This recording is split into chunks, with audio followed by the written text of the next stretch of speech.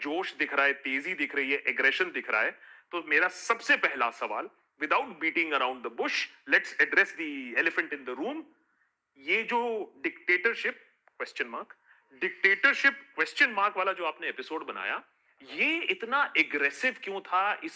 इसके तेवर बिल्कुल अलग क्यों थे आपके दूसरे वीडियो से? वो थोड़े से बैलेंस्ड होते हैं, थोड़ा सा एक उनमें ठहराव होता है, लेकिन इसमें थोड़ा गुस्सा ज्यादा दिखा। अब देखो, कोई भी इंसान अगर अपने देश की परवाह करता है, जो भी चीजें मैंने उसमें बताई, सबको जानकर शौक लग जाना चाहिए जो भी मैंने बताया। अगर आपको थोड़ी सी भी फिक्र है ना देश की, आपकी आंखें खुल जानी चाहिए। यही मैंने उस वीडियो में भी कहा था कि जो हो रहा है देश में आज के दिन, तो मेरे अंदर भी वही फीलिंग आई कि मैं भी अपना नॉर्मली एजुकेशन वीडियोस बनाते रहता हूँ, लेकिन जब मैंने देखा कि एग्जैक्टली क्या क्या हो रहा है और देश कितने संकट में है आज के दिन, तो मैंने सोचा अगर अब नहीं बोलूंगा तो कब बोलूंगा इसके बारे में।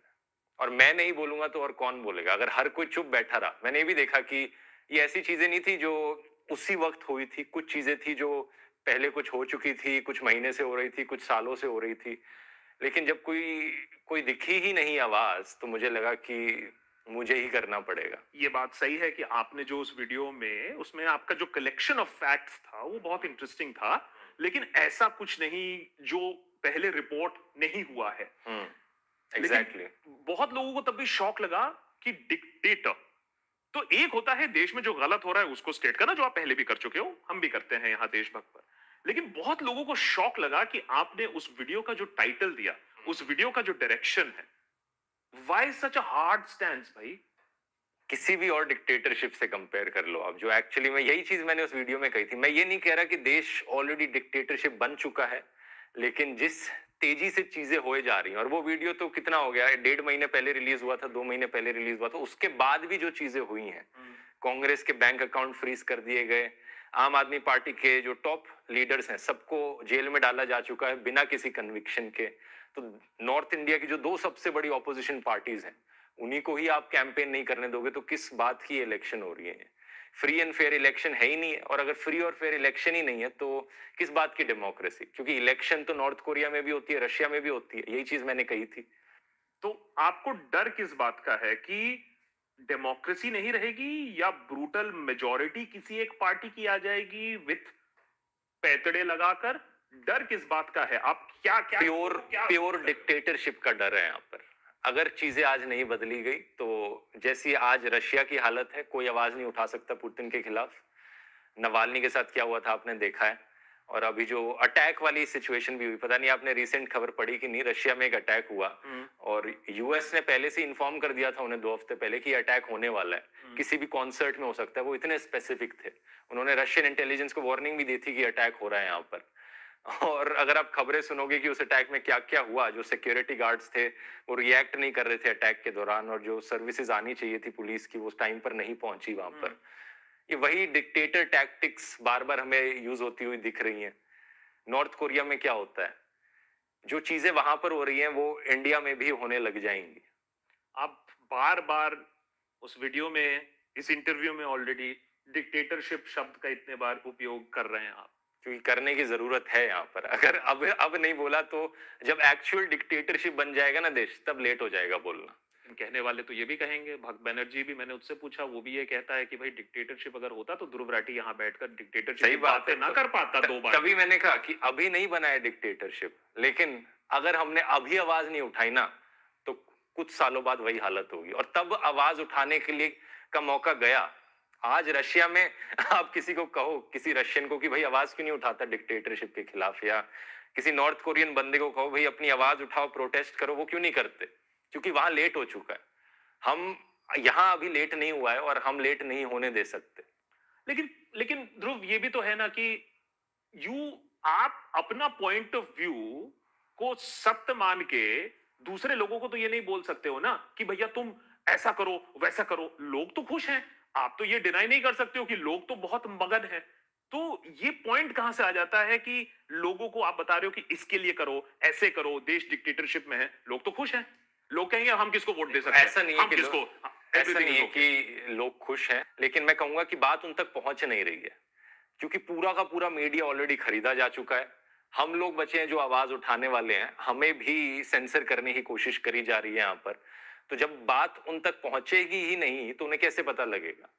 अब ऐसा तो है नहीं कि मैंने कुछ नया बताया हो अपने वीडियो में, जैसा आपने कहा ना, जो भी फैक्ट्स बताए वो सब थे, न्यूज़पेपर रिपोर्ट छपी थी, लेकिन न्यूज चैनलों में उनकी बात नहीं हो रही थी, व्हाट्सएप यूनिवर्सिटी में उसकी बात नहीं हो रही थी, सोशल मीडिया पर उसकी बात नहीं हो रही थी। वो खबर आती थी और अखबार के 7वें 8वें पन्ने पर छपकर एक दिन गायब हो जाती थी। यही दिक्कत है।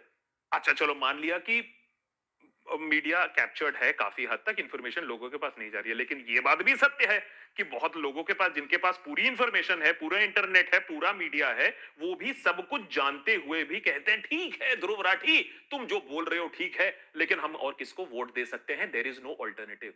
उसका क्या जवाब है तुम्हारे पास? देखो, ये तो वही बात हो गई जब अगर ब्रिटिश राज था जब देश में, कुछ लोग कहते कि अंग्रेज नहीं तो और कौन। जब देश डिक्टेटरशिप की ओर गिरता जा रहा है, कोई भी ऑप्शन यहाँ पर बेहतर ऑप्शन है। कि मान लो आप गाड़ी में बैठे हो, आपकी गाड़ी पर आग लग जाती है, आपका पहला थॉट क्या होगा? उस गाड़ी से बाहर निकलना ना। या फिर आप ये बैठकर सोचोगे यार मेरी गाड़ी पर आग लग गई, लेकिन if not this car then कौन सी गाड़ी भाई? आप ये सोचोगे कि जब आग जल रही हो आपकी गाड़ी में, सबसे पहले आप उस गाड़ी से बाहर निकलोगे और बाद में सोचोगे कि किस और गाड़ी में बैठा जा सकता है। ठीक है चलो, ओके, अगर ये बात कोई मानता है तो फिर सिटीजन को क्या करना चाहिए? वो अपने आप को अभी ये मान, आप क्या उनको ये बोलने की कोशिश कर रहे हो कि वो जलते हुए गाड़ी में है, वो क्या करें? जलते हुए गाड़ी से फिर क्या करें? मैं सीधा सीधा कहूंगा कि वो गाड़ी जा रही है पोलिंग बूथ की तरफ, वो जल रही है, हाँ बताइए फिर क्या करें वो? अभी आज के दिन जो ऑप्शंस बचे हैं देश को डिक्टेटरशिप की ओर गिरने से बचाने के, वो कम होते जा रहे हैं। मीडिया पूरा बिक चुका है, इलेक्शन कमीशन के ऊपर प्रेशर है, सरकार चुनती है उन्हें, ईडी सीबीआई जैसी एजेंसीज की कोई रेपुटेशन रह नहीं गई है, सुप्रीम कोर्ट के जजेस के ऊपर इतना प्रेशर पड़ता है कि जब सुप्रीम कोर्ट के जजेस रिटायर हो जाते हैं तभी वो खुलकर बात कर पाते हैं, और जो एग्जिस्टिंग जजेस हैं वो खुलकर डिसीजंस भी नहीं ले पा रहे हैं। और ये इलेक्टोरल बॉन्ड्स का तो सिर्फ एक डिसीजन था जो उन्होंने सरकार के खिलाफ लिया हो, लेकिन कितनी ऐसी और चीजें हैं, उन पर अपना प्रेशर है। तो बचा कौन यहाँ पर? बस हम और आप जैसे लोग बचे, जो इस वीडियो को देख रहे हैं वो लोग बचे, देश के नागरिक। और 2024 की ये इलेक्शन यही आखिरी मौका है हम सबके लिए, वोटिंग की ताकत से देश को बचाने का, देश की डेमोक्रेसी को बचाने का।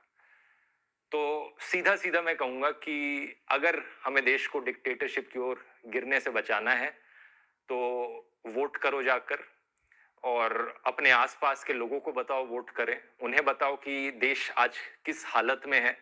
और एक एक व्यूअर जो इस वीडियो को देख रहा है वो सोचना कि आपके पास कितनी ताकत है। अगर हम कितने 1 करोड़ लोग हैं सब्सक्राइबर्स आपके, मेरे मिलाकर होंगे, उससे भी ज्यादा है वैसे, लेकिन अगर हर एक इंसान अपने आसपास के 100 लोगों को बताए सच कि क्या चल रहा है, डिक्टेटरशिप की हालत क्या है, अपने आसपास 100 लोगों को कन्विंस करने की कोशिश करे कि देखो देश यहाँ इस हालत में गिर जाएगा अगर हमने कुछ नहीं किया, तो जाकर वोट करो। वोट कैसे करना है, किसी का वोटर आईडी नहीं बनाया, उन्हें बताओ क्या करना है। तो एक एक इंसान 100 पर भारी